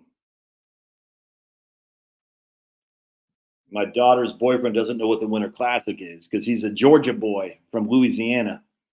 And I said, time to leave him. LSU, do LSU friggin'. He went to Georgia. That's where they met, LSU. But he went to Georgia Tech. That's where they met my daughter. But his parents went to LSU. And let me tell you, LSU. It's like, oh. Anyway, so gap insurance is what happens when you buy a loan. So you take a loan for $30,000, and then the car gets totaled because it depreciates in value for $14,000, and the gap insurance will make up the hole on the loan. But you still got to come up with the money to buy a new car, though. That's the issue. All right, see you, man. Insurance has definitely experienced inflation. I drive like a granny, but still drop 18 for my Subi. Yeah. Celtic Spirit has a Subi. Shocking. Remember, Celtic Spirit says he loves skinny Latina girls. I said, how many are knocking at your door? Nobody, crickets. And he's driving a Subaru, and he's in Connecticut. Do you really think Celtic Spirit likes skinny Latinas? Do you really think maybe Celtic Spirit isn't really a guy? Just throwing it out there. Just throwing it out there. You know what I'm saying? He drives a Subaru. A man says, I pay $1,500 for an umbrella policy. What, you pay $1,500 for an umbrella policy? Nah, that's crazy. What? $1,500 a year for I've never heard of an umbrella policy that expensive. That's nuts. Well, of course you do, Brian, because if you don't agree with me 100%, you're banned. All right? We don't move to Florida because, yeah, they weren't covering people in Delaware. I don't know if they are now, but I had a doctor who's moved from PA to Delaware. And he had a freaking house that he was buying this house because Delaware is quite cheap, actually. And USA wouldn't cover him. And this like probably 15 years ago. I remember saying, what? Delaware? Because it's an ocean state or whatever it's called. You know what I'm saying? On the ocean. I was like, I mean, I get that, but I was like, he's not like sitting on the beach. He's inland with a cover. Yeah. Yeah, 100%. Auto insurance and property tax or homeowners insurance, excuse me. I own my home and drop my insurance. Ford insurance, it is out of control. Yeah. I'm not telling anyone to have a house fire, but help me start a business. Morgan, they're everywhere, dude. You should see them up here. Horrible. It's not just them, it's everybody. It's crazy. Montlick, 1-800-CALL Ken, John Foy, the strong arm. Hearing, yeah, no, I get Florida. Yeah, I get that. Yeah, they're leaving California too, man. 100%. And not just for homeowners. They're leaving California. State Farm is leaving California for even property and casualty. Isn't that crazy? Jill says, Josh, you're paying for 6 years of my long-term care and 1 year of car insurance. Yeah. That's it is crazy. Yep, 100%. So there's Ted. Ted's not even a native of New England, even though he lives in Maine now. But he knows that this is Boston's way, 100%. The Red Sox. Remember the Red Sox were up 3-2 against the Mets in 1986? Couldn't seal the deal. Calvin Schiraldi, Bob Stanley could not steal the deal. Favorite brewed of all time. Oh, it's got to be Bergeron. I mean, playing with a broken rib, freaking Patrice Bergeron crushes. Still like Cam Neely, Bergeron though. I mean, that's the thing is, growing up, we didn't have TV, so I couldn't like follow the Bruins like you would like when we moved to DC area, home team sports, and they had the Caps on every game. So by then, it's like the mid '80s. We had HT. We didn't. Did we have HTS? I think we did. Yeah, my junior and senior year, we had HTS. So I saw all the Caps games, the Orioles games, the Bullets. So I got to know their players. So that was fun. But the Bees, Nesson, we didn't have Nesson. I never had Nesson growing up. I just remember some of my wealthier friends, I thought were wealthy. They had cable, and they'd have New England Sports Network, and Nesson, the Bruins would be on and stuff. So that was a lot of fun. But I didn't watch hardly any games. When we first got cable, it was like in 1984, and the Maine Mariners were playing the Adirondack Red Wings, I think, in the Calder Cup Championship. And they televised that for local Maine residents and cable. And that was fun. That was a lot of fun. So the Maine Mariners won the Calder Cup, and I remember that was like that was just fantastic. Well, the thing that pissed me off about the auto insurance is going up so high. They're all like, "Oh, well, we have to," but yet they're freaking advertising. We got Gronk. What Gronk? We got freaking Andy Reid. Freaking Travis Kelce. What's the other guy's name? Patrick Mahomes, Caitlin Clark. Freaking all these guys. Chris Paul. See, I don't get this, man. How can you pay all these big wigs and then see? It's just not right. How can you freaking pay? It's kind of like with the Spotify. All these bands on Spotify aren't getting crap, and yet Joe Rogan gets $100 million. What the hell is that about, dude? What's a free market? It's not a free market. A car insurance. You have to have car insurance. That's just a fact. Yeah, the whole thing's just it's fascist, man. Oh, fascist! It is fascist. It's big government telling big business how to dance, and big business says we'll dance, and big government says we'll let you make money. It's crazy. How the hell USA? It's not just one insurance company; it's all of them. At least with Progressive and Geico, they don't have these freaking multi-billion superstars. Ray Bork. Got to win a cup, though, man. Patrice won a cup. Are you from up that way, Brian? Where are you from? Ford's insurance to the roof because law makes it so easy to sue insurance companies. Basically, the lawyers are free to sue and take care of the settlement, and then they pay the Democrat politicians. And don't forget, they'll make the roof. They always, every time it hails, there'll be insurance guys knocking door to door. Hey, we can replace your roof and build an insurance company for it. But with that said, I'm not all that sympathetic on insurance companies either. When I see them paying Patrick Mahomes, like there's like three main commercials: trial lawyers, vaccine companies, and auto and insurance companies. They wouldn't be doing it if they were operating with very razor thin margins. They wouldn't be. It's like you can't have it both ways. You can't say, "Oh my goodness, we're at razor thin margins as you're paying Patrick Mahomes $1 billion." That's insane. Now it's such a freaking scam.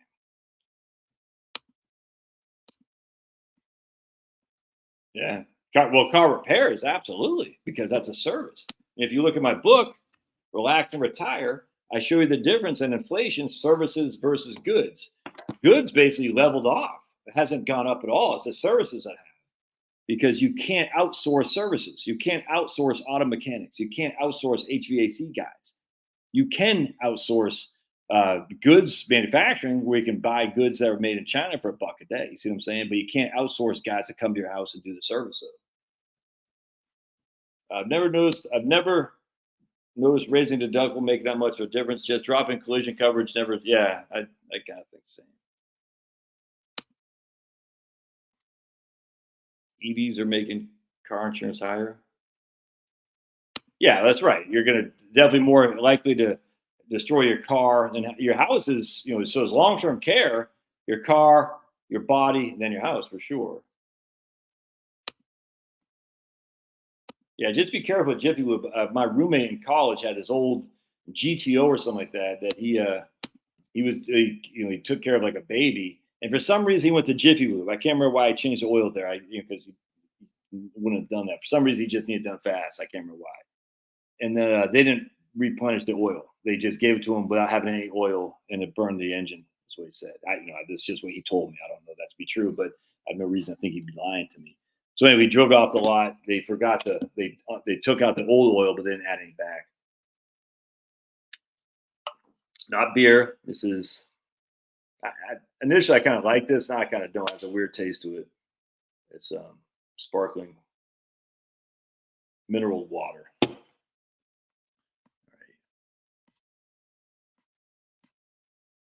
On paper, I look like I'm 57 flavors, but straight as an arrow.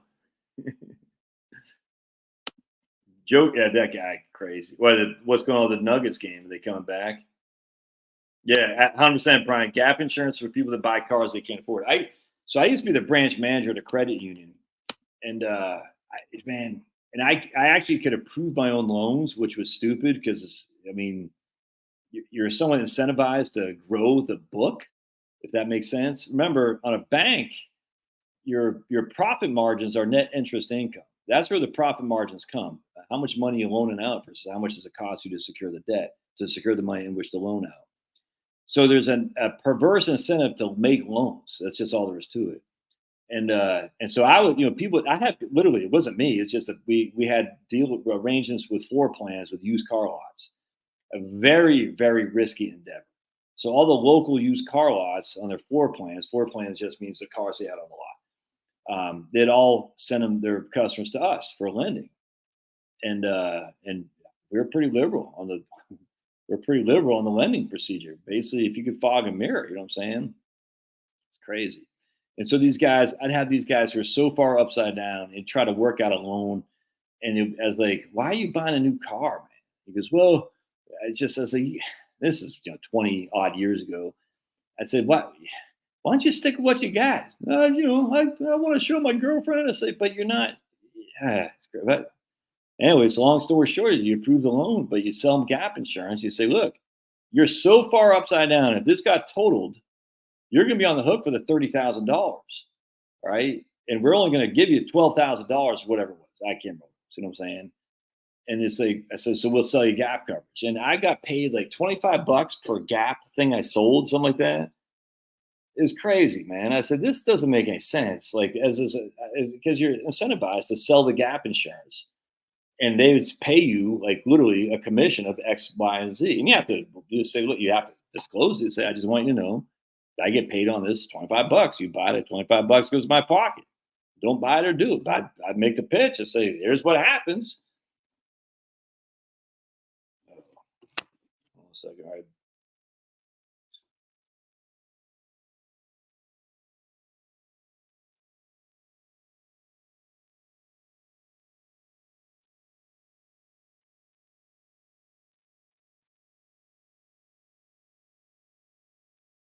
Hold on a second.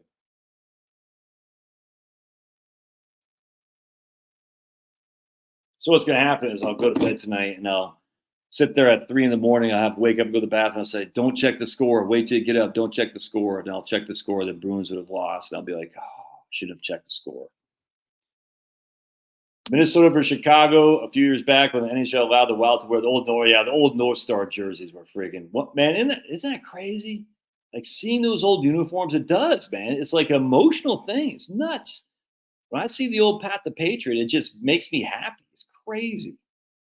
The old Minnesota, the freaking Dallas Stars should have been called the Dallas Lone Stars, and they should have kept the North Stars jersey, except with the N should have been a D. That same green and yellow color. The Dallas Lone Stars. That's such iconic. They went to Dallas Stars. Wow. The Philadelphia Stars from the USFL. The Stars. Wow, that's great. The Dallas Lone Stars, man. They kept that iconic North Star jersey with the green, the yellow, and the N with it looked like the Navy thing. Oh, it's classic.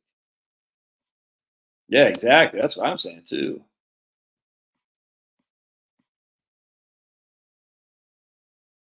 Yeah, they want market share, but they're freaking paying all these guys. You can't have market share when you're raising your fees. You're not underwriting. It's insane.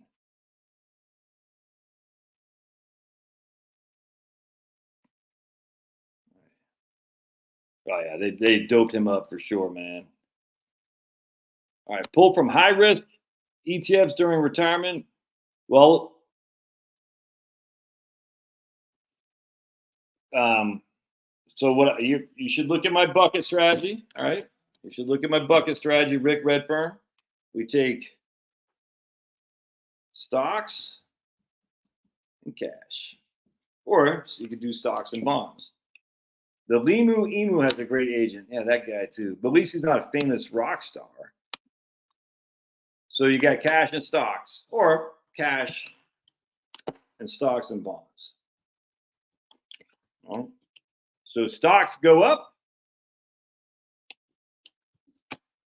You pull your money from that side. It's literally just that simple. Stocks go down. You pull your money from cash. And it's literally just that simple. So you got 4 years of cash over here, and the rest in stocks or stocks and bonds.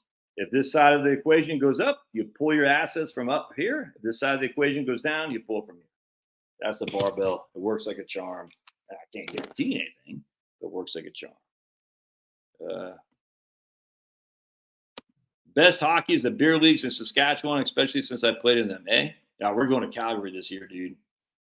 I can't wait. We're going to go see the Calgary Stampeders. I've never been to Calgary. I've always wanted to go to Calgary my whole life. We're going to go and see we're going to see the CFL. I cannot. I'm freaking so stoked to go see the CFL. I cannot wait. Brian, you're from Wisconsin? Right on. Take a good look at insurance company CEO side. Oh, Wolves are winning. That's crazy, man. Yeah, Denver. They should have lost to the. They should have lost to the Lakers, man. As I said anything good, pretty much everything out of my mouth is good. Josh did say hockey's. Whoa! The CEO of State Farm makes $24 million.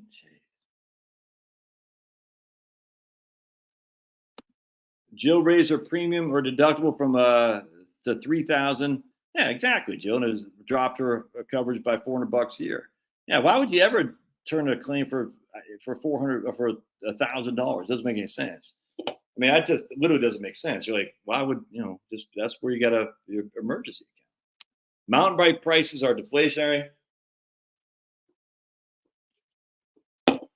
Oh man, yeah, good point. Yeah, Hockey Live is fantastic. Ted's not a fan of female topless boxing. Clowns on the left and jokers on the right, and the common person stuck in the middle. Yeah, it's two wings of the same bird, man. Yeah, exactly. I saw that Medal of Freedom he gave to Kerry Gore, some other clown. I was like, dude, this is so stupid, man. Yeah. No holds barred. I guess I can post what I want to then. 100%, man. You want to buy a fourplex typo in California? I went to a boxing match and a hockey game broke out. Never heard that before. First time anyone's ever said that one. No one's ever. I got 38 people on Twitter right now. Are you kidding me? Did I start bashing some people on Twitter today? Their stupidity is fun. Actually, Twitter's kind of fun. I'm not gonna lie to you. Start bashing them, say, "Oh no, they offended Lizzo in University of Mississippi." Oh no, people say, "Oh, you racist piece of crap." Oh, you're just a knuckle dragger. I said, "Oh, are you offended? I'm sorry." I said, and remember, they were telling us about white fragility all these years. Oh my goodness, white fragility. I said, but who's so offended by these frat boys calling us fat black lady Lizzo? Oh my goodness, her feelings are so hurt.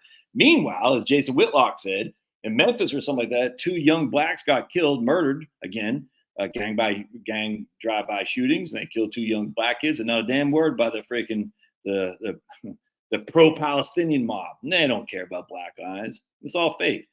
But if they can blame some white kid for, he made monkey noises. Oh my God, let's dox him and send black guys out to his house. The whole thing's stupid. You're like, dude, you're so clowns. It's not even black guys doing it. It's just these rich liberal white women, man. Like, and there was one lady, she's like, bah! I was like, how dare you? I was like, oh. Yeah, wake me up when you guys say anything about 2 4-year-old black kids or somebody that who get shot by black gangbangers, and then we can talk. Until you start griping about that, I don't want to hear anything about some white kid who just happened to make Lizzo feel uncomfortable. When they hurt her feelings. I find it funny too. White fragility. Whites aren't fragile. We've been hearing this stuff for decades. Trust me. we are friggin' the least fragile people there are. We could take it. We're like, "Look, you've been hating white people for as long as I've been alive. Doesn't bother me." And oh, but I'll call you racist.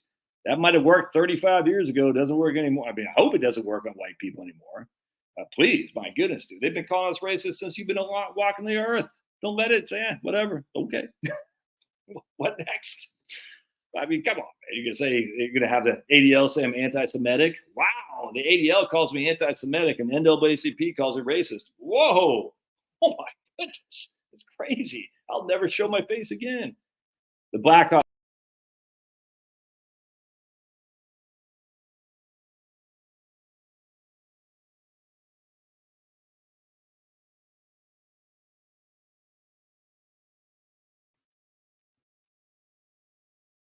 Yeah, just went out for a second.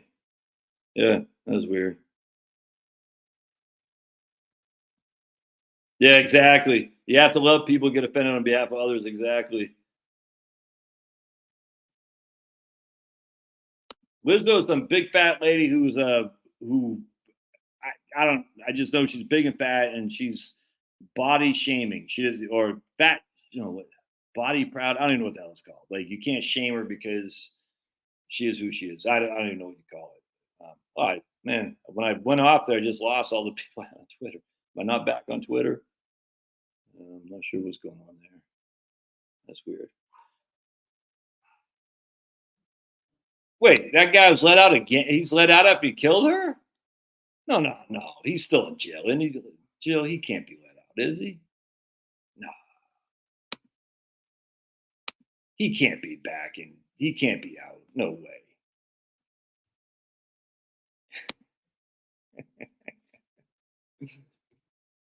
No, that was me. No, it wasn't YouTube. I went back. I meant to go up to see the comments. I went back instead.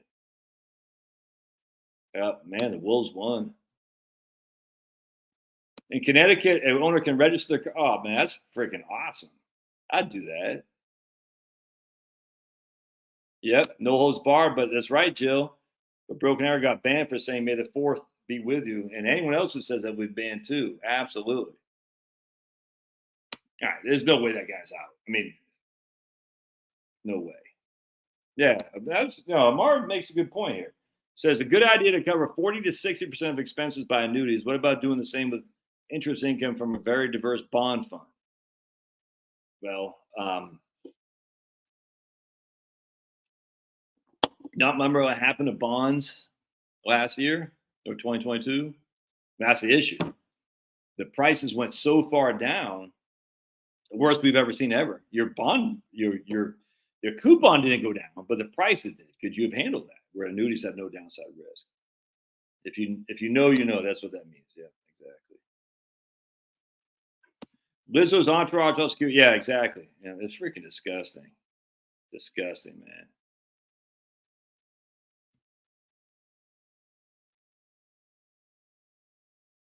I like Dave's Ramsey's arbitrage video. I'm not sure what that is. You notice that the Palestinian protests at colleges are now ceasefire proposed by Israel for Hamas has a week to accept it. Look at Q humor. Who knows who Tony? Yeah, I remember that guy. Yep, Tony Timpa. He got killed. Memory serves in Houston by the cops. Yep.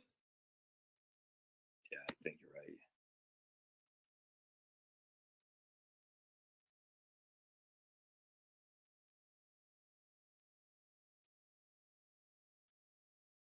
Dave Ramsey?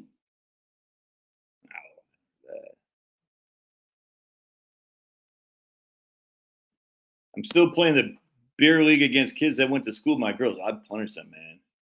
I let Wellington worry about rebalancing. Yeah, I completely agree.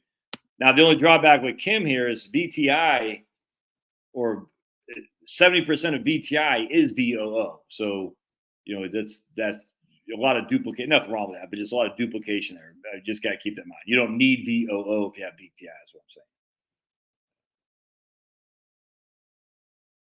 I mean, glad to see Josh using the whiteboard was a typo. Yeah, I still like Wellington. Denise, Denise did a kind of a breakdown that they hadn't changed anything. So good. I just think they're virtue signaling for sure. Um,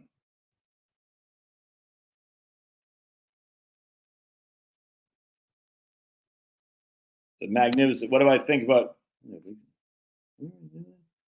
Oh, we're not talking about that. I thought we did. Yeah, I don't invest in. I mean, I have a couple individual stocks, Kirk. I wouldn't mess with it. I mean, frankly, I just invest in the VOO or VTI. I mean, right now the Magnificent Seven is like 30% of the VTI, or at least VOO. That's a S&P 500 index. So I would just stay with that. I think Broken Arrow banned me. Yeah, right, exactly. He got me back. Yeah, you can get some DWO from emerging markets. Exactly. Yeah. What's my thoughts on D? I don't know who that is. 3 years monthly treasuries, 3 years. Yeah, I got no qualm with that. What's my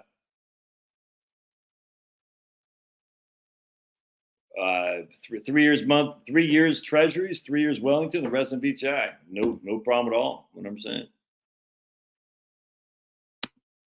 How dare you, John?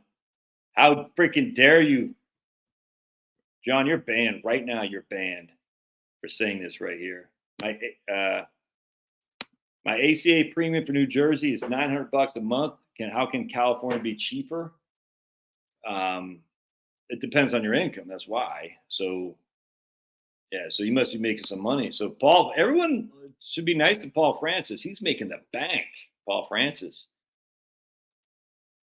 Any merit in target date funds? Yeah, I like target date funds. Look, I just think you keep it simple is the way to go, man. Target date funds. The thing about target date funds, you don't have to do anything. It's just you let it set it and forget it. I just think people spend way too much time on this stuff. I really do.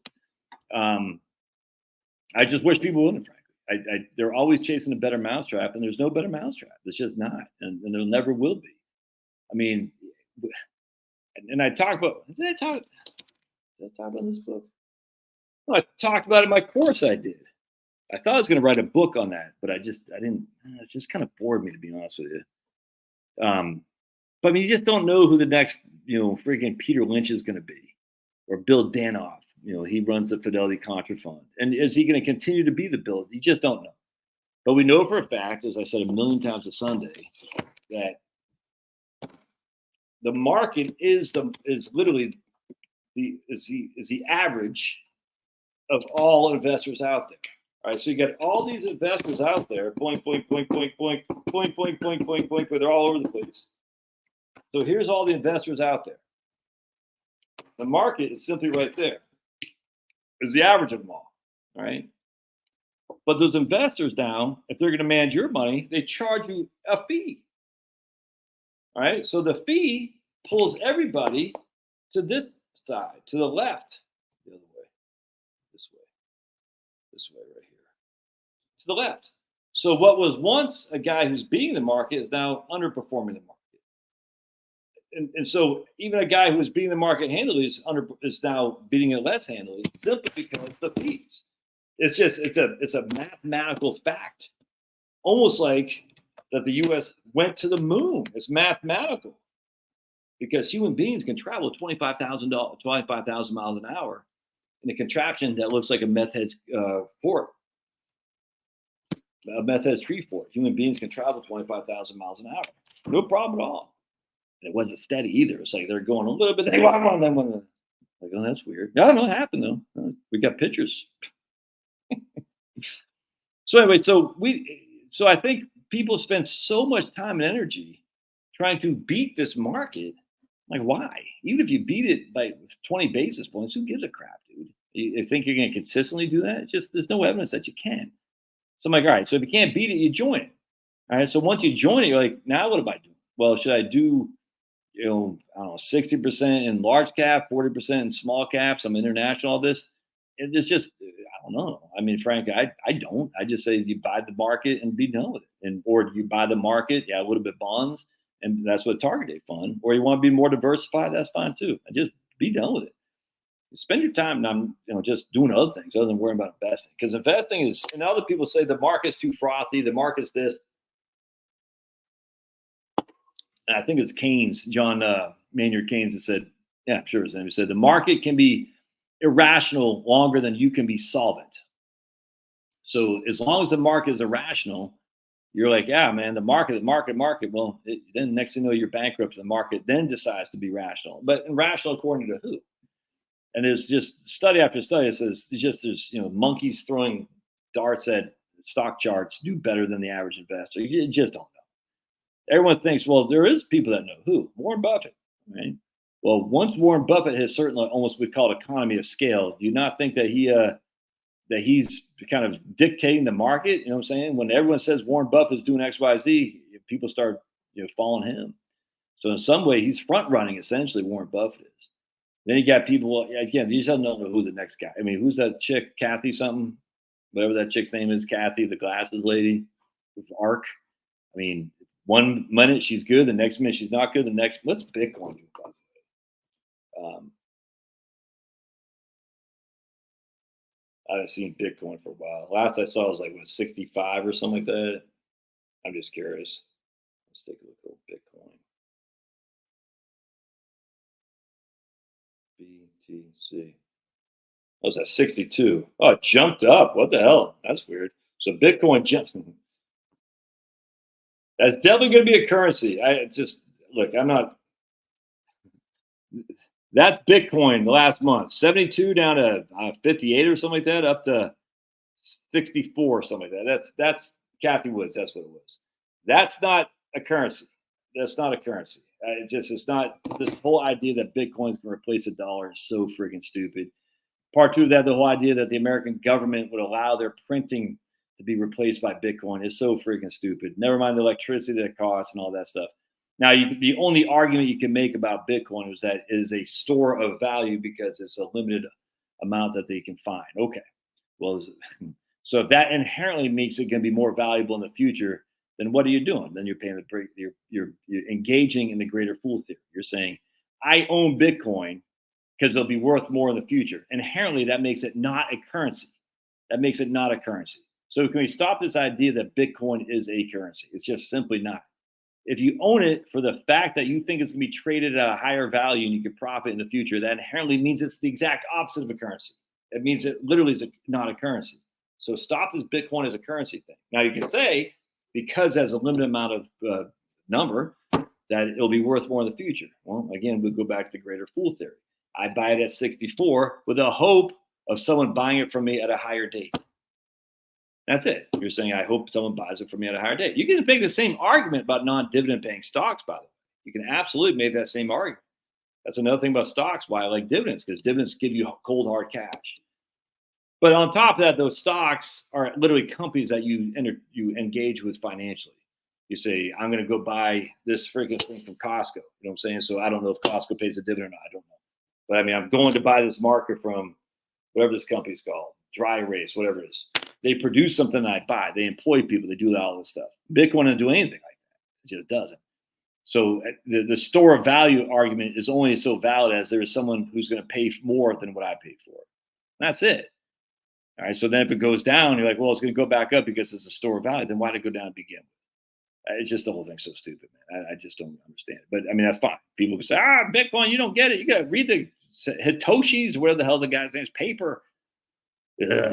Anyway, I don't care. People do whatever the hell they want to do on it. I don't care. But the idea that Bitcoin is just like, that's the magical way to look at the future of how things are going to be different.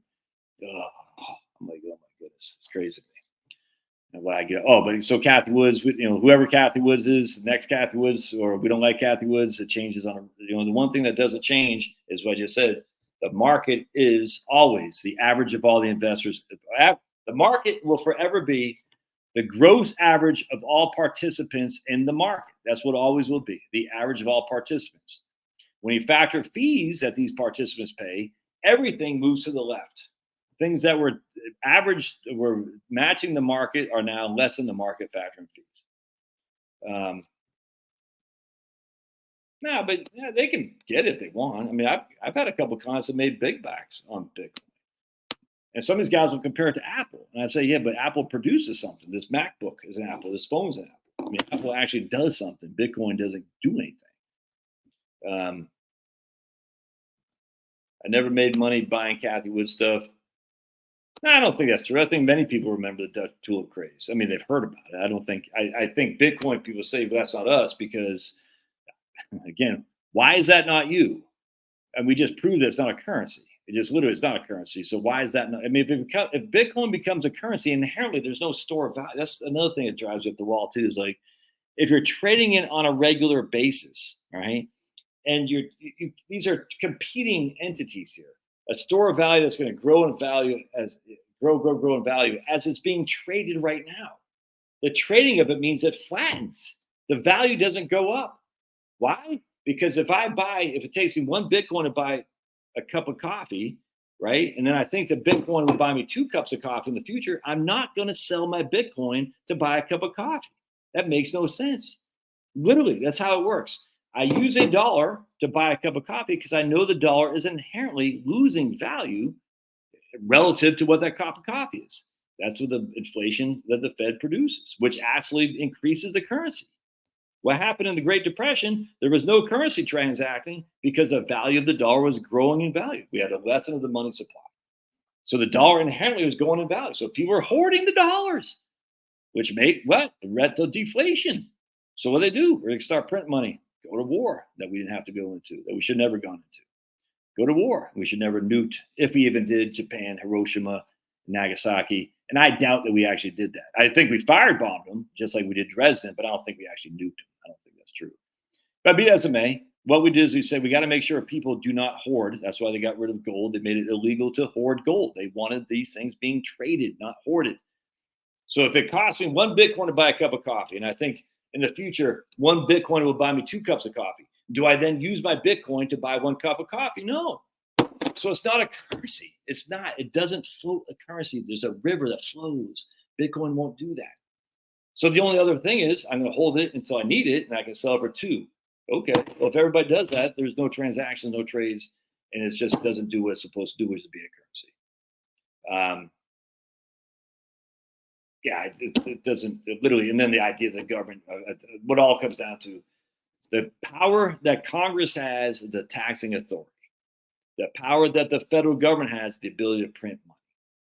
Anyone who thinks the federal government is going to get rid of that ability to print money is just freaking crazy. They're not just going to say, yeah, Bitcoin, you guys take over. We're good. We'll see you. We're going. All right, my friends. Oh yeah, but just because it was unforgettable fire doesn't mean there's a hydrogen bomb that went with it. If that makes sense. Because Dresden had unforgettable fire too, as did Tokyo. In fact, if memory serves, the biggest bomb, the biggest top 20 cities bomb, Japanese cities bombed in WW2. I saw this right here. There's a list of the top cities that were firebombed. Yeah, right here. Check this out.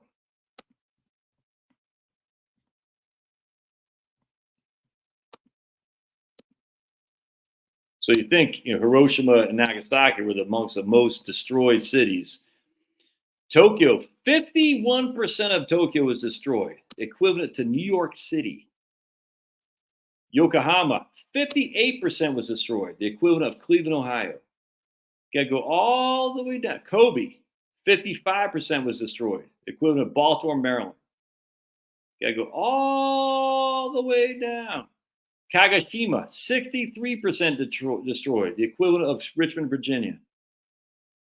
All the way down where you can find. Let's see if we can't find it. They missed by Naga. 19 of them. 1 second. Let's go boink, boink, boink, boink, boink, boink, boink. Right there.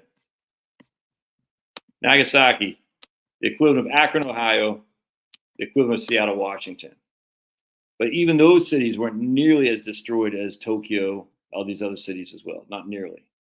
Isn't that crazy? Because notice they don't say how much of it was destroyed. Very interesting. Very interesting.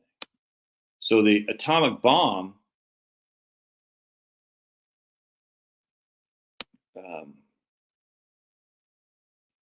yeah, 100%. They killed a lot of people they didn't have to kill. I mean, that's a fact. And we know that the Russians, the Japanese had already surrendered. The Russians were on the border, ready to go at it. And the U.S. said, we got to do this with our fake hydrogen bombs to basically scare people straight, essentially. And it worked, man. I heard it. It worked. Yeah, I can get out of here myself. All right. God bless, guys. Poor Anaheim chicks, anime chicks. Yeah. I heard Josh, you, me, X that with rum. I heard Josh, you, me, X that with rum. Okay. Yeah, Kurt LeMay said straight up that U.S. had lost where he'd be up 100%. And then what's his name got tried and killed as a war criminal. Who was a general there? Pulverizer. You know what I'm talking about. The general got killed in a one of those freaking generals got killed in a road accident or something like that. Who the hell was that? One of those generals got killed in a traffic accident. Patton, that's what it was. Patton, yep, right there. Patton, yep. Nothing weird about that. Take care of my mayonnaise monkeys. Oh boy, nothing weird about old George Patton getting killed. Hmm. Hmm. Patton Mannheim Steamroller. All right, God bless, guys. And as you'll see me tomorrow, I'll be depressed because the Bruins will have lost. I can almost guarantee. Let's just take one quick gander at scores. And I'm saying it's 2-1 Toronto. Let's see. I can't believe this is happening. Nope, nothing. 6:19 left in the. Oh, my goodness. Why do I care? It still makes me nervous. God bless. We'll see you. Oh, by the way, Monday, just real quick, at 8 o'clock, Craig Israelson's coming back on. The Unbreakable Retirement Plan. Craig Israelson, he'll be back on Monday at 8 p.m. Eastern Time. He's open to take questions again. You know, he's a professor over there at some school in Utah. Just crushes. He's got some of y'all might have software, so I'm very much looking forward to Craig Israelson coming back on. So watch what, Jill? Watch the game? I can't watch it. I don't have enough. I don't have enough in me to watch because Jill literally just makes me like freak out. It's I mean, I just can't take it. It's weird. I don't have the ability, man. Like I can't watch Liam play tennis. I can't watch, when Kevin would. Well, I actually could watch him run. I used to get so pissed when I used to love watching Chloe play lacrosse because she had natural ability, but she wasn't part of the cliquey, lacrosse girl group. She didn't hang out with those kids coming up. They're all like cute blonde girls and stuff, and they all go to the same camps and all this stuff. And there's nothing wrong with the kids, but there's this clique in lacrosse down here in the South, and Chloe wasn't part of that, but she had a natural talent. She was pretty good. Anyway, and the coach would put her in, but not very effectively, if that makes sense. Like, wouldn't let her use. I used to sit there and say, because she was so much better than some of the other kids. I know every dad says that, but trust me. I used to sit there in the stands and get so infuriated because these girls would drop the ball, and it's just like they couldn't. I was like, Chloe was just good. And I was sitting there thinking, man, this is a rich kid sport, and if you're not rich, you're not getting involved, and you're not getting playing time. I used to just sit there just steaming in the stands. Like, I cannot believe this coach isn't. Chloe had us one. She ran the whole length of the field. Freaking Deke, the goalie, got a goal like her first game, and the coach took her out because she didn't pass. I was like, you got to be kidding me, dude. I said, and I was like so mad. I was like pissed. I just can't. Yeah, but by the way, so we're at Red Robin. I noticed, and I've always said, girls volleyball. It always had this sexual appeal. The girls, their tight shorts, like basically you can see the butt cheeks and all that. And I always said, this is nothing but a way to get men to watch. There's no other way around this because there's no way those girls need to be in those shorts. When I read Robin tonight, I saw they had a game of the boys playing, college UCLA against Long Beach. They all had baggy shorts on, looked like they're basketball players. I said, this is what I'm talking about. The girls it's just nothing but to get eyes on them. I hate that, dude. I hate it about our culture that says if girls want to have any kind of eyes on them, they got to show some skin, if that makes sense. Yeah, well, cheerleaders are different, though. Cheerleaders aren't the game. Cheerleaders are there to, yeah. I mean, I get the cheerleaders thing, Celtic Spirit, but it's just they're not the show. I mean, I know they're pervs watching them. Look, I like a hot cheerleader too, but You're there for the game. But the reason college women's volleyball is because the girls wear their short shorts. I've said this for years and years and years, and we're watching the game, and Chloe's want to point it out. She goes, "Oh, those boys are playing volleyball just like they look like basketball players." And she goes, "You're right, Dad." And the same thing with girls lacrosse. They wear those skirts and stuff, and they have a lot of attractive looking ladies who play. Same thing with girls soccer. You see what I'm saying? It's just I find it offensive, to be honest with you. Like, oh, and I don't like calling women's basketball the WNBA because it's all, well, you know what I'm talking about, but it's cursed male instinct. Well, women only watch if men watch. Isn't that interesting? That's what's funny. So women say, "Why are men watching football? Why are men watching this?" We want to watch it too, and then they want to take it over and make it more feminized. Yeah, I noticed that too, man. I noticed that too. I started seeing that myself. I said, I started seeing some highlights. Said the women's shorts are getting shorter too. Now in NBA they are, or basketball they are too, but not that short. I noticed that same thing. I said it's all skin show, man, 100%. I noticed that. I said, yep. They said we got to make this more sex appeal. And women can watch men with, yeah, but women don't watch sports unless men watch it, and then women want to basically try. Women don't want to allow men to have a place for men to just watch. You know what I'm saying? So women say, "Oh, if you're watching," I mean, look, I'm being generalized here. Just don't be offensive. But at the end of the day, if men are gathering in a place, doing something that's fun, women want to say, "Hey, we want to be part of that." And then what happens is slowly but surely the women take over and becomes more feminized. Now we have women coaches, women referees, the whole thing, women announcers. Yeah, the 1970s, dude, they did, dude. I tell you, man. If you're gay, you're loving 1970s NBA basketball. You're like, woo! It's like the 2020s WNBA, if you know what I'm saying. All right, with that, I'm out of here. God bless. We'll see you guys. See you Monday with Dr. Craig Israelson.